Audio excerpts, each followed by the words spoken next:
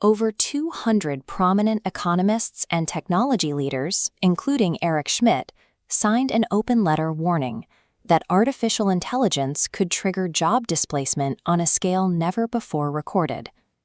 The people raising this alarm include the architects of the modern digital economy, like LinkedIn co-founder Reid Hoffman, who study labor market shifts for a living.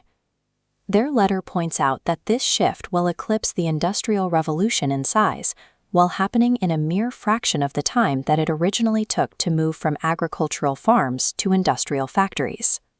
This visualization of the global labor market quantifies the threat. A staggering 300 million jobs worldwide are exposed to AI automation. Zooming in on the United States, macroeconomic projections indicate up to 7% of the workforce could be displaced within 10 years. Yet, while the global data suggests a collapse, internal reports from companies actually deploying these tools show a different trend. Employee satisfaction is rising and turnover is falling. The reason for this disconnect comes down to how we measure work. When we worry about automation, we tend to look at whole, monolithic jobs, but every single white-collar role is actually a bundled collection of highly specific micro-actions. We call this analytical process task deconstruction. A single job is a mix of routine data entry, complex problem-solving, and everything in between. AI isn't arriving to eliminate your exact job title. It is hollowing out the highly repetitive, routine tasks at the very bottom of your workflow, leaving the rest of your responsibilities intact. To see how this plays out in practice, we can look at the customer service industry. Because of its high volume of repetitive cognitive work, it has become the ultimate testing ground for task automation. This chart tracks the average cost to resolve a customer service inquiry. When a human agent handles a query, it costs the company about $6.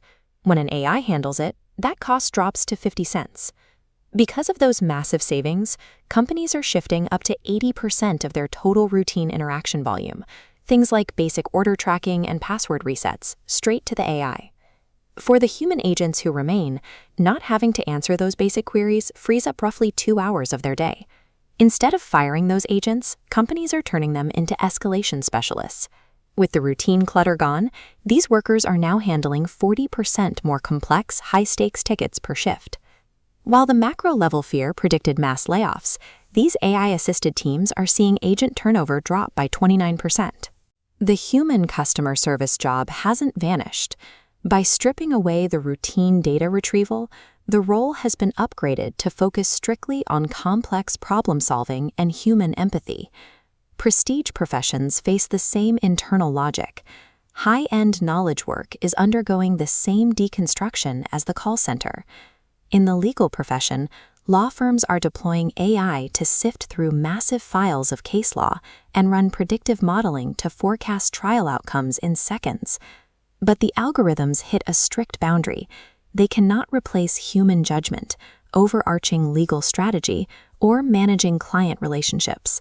The roles actually losing ground are the entry-level positions.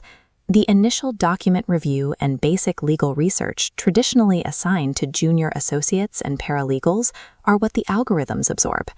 Across every industry, the technology operates as a ruthless task filter. It clears out the entry-level cognitive work, leaving only the roles that demand advanced human strategy. That task filter creates a hidden, long-term danger for the corporate ladder. If you eliminate the entry-level tasks, you effectively eliminate the entry-level jobs. Without those early roles, it becomes incredibly difficult for junior employees to gain the experience they need to eventually become senior experts. But as those cognitive tasks vanish, an entirely new physical demand is emerging to keep this technology running. The global AI infrastructure requires a massive physical footprint. It takes endless rows of server racks, specialized cooling systems, and enormous amounts of electricity to process these models. To build and maintain that grid, we need roughly 500,000 net new workers by 2030, focused strictly on infrastructure, power grids, and hardware. We are looking at a dual economy, one that is steadily destroying the bottom rung of the white-collar ladder, while simultaneously triggering a massive boom in specialized, blue-collar technical labor. The danger lies in the velocity. While previous labor shifts occurred over decades, this reorganization of the workforce is moving significantly faster. This is why those economists and tech leaders are demanding action. They argue that policymakers and companies need to immediately build new institutional guardrails and training pipelines. Surviving this economic shift doesn't mean fighting the technology. It means rapidly adapting our fundamental definition of a job before the traditional pathways to expertise collapse entirely.